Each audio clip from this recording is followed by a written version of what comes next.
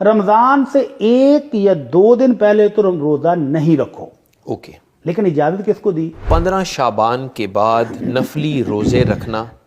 یا کسی عذر کے سبب اگر کوئی فرض روزے پچھلے رہ گئے تھے تو ان کی قضا دینا 15 شعبان کے بعد، یہ کیسا ہے؟ یہ بالکل ٹھیک اور جائز ہے۔ عمومی حکم کیا ہے؟ نبی رحمت صلی اللہ علیہ وسلم نے امت کو حکم یہ دیا ہے ان انتصف شعبان فلا تصوموا،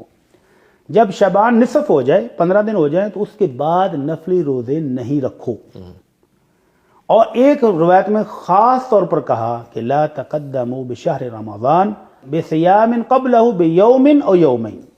رمضان سے 1 یا 2 دن پہلے تو روزہ نہیں رکھو، اوکے، لیکن اجازت کس کو دی؟ الا ان یکون رجل یصوم صوما فلیصم،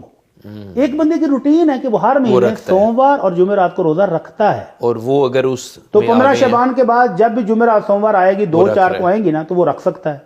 اور اگر وہ جمعرات کا دن رمضان سے 1 دن پہلے آ گیا ہے، جمعے کو پہلا روزہ بن رہا ہے، تو وہ جمعرات کا اپنا رکھ سکتا ہے، اس کو اجازت ہے۔ ٹھیک ہے، عام لوگ جو ہیں ان کو جو صرف اسی دن میں رکھیں وہ نہ رکھیں، وہ نہ رکھیں، وہ تو منع ہے نا کہ شک کا روزہ تو رکھنا ہی نہیں، ہمارے یہاں کہتے ہیں اسلامی روزہ، وہ منع ہے۔ اوکے، اور جو شخص روٹین کے مطابق سوموار جمعرات کا رکھ رہا تھا وہ رکھ سکتا ہے، روزے جو ہیں وہ جس کی فرضی رہتے ہیں۔ جی، تو ام المومنین عائشہ رضی اللہ عنہا فرماتی ہیں میرے وہ روزے جو رمضان میں رہ جاتے تھے ایام مخصوصہ کی وجہ سے،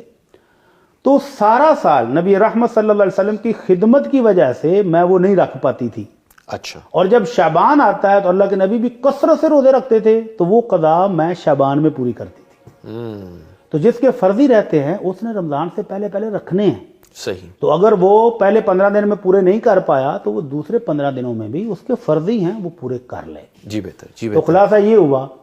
کہ جو شخص سوموار جمعرات کا روزہ روٹین کے ساتھ رکھ رہا تھا وہ 15 شعبان کے بعد بھی رکھ لے، جی بہتر، اور باقی لوگ رک جائیں، صحیح، اور رمضان سے 1 یا 2 دن پہلے تو نہ رکھیں، صحیح، اور جس کی روٹین تھی وہ جمعرات اگر آ گیا یا سوموار آ گیا تو رکھ لے، وہ رکھ لے، اور جس کے فرضی ہیں وہ تو رکھے گا، اس کے وہ لیے تو لازم ضروری ہے، رکھے، اسے پورے کر لازمی ہے، لیں، وہ پورے کر لے رمضان سے پہلے۔ جی بہتر۔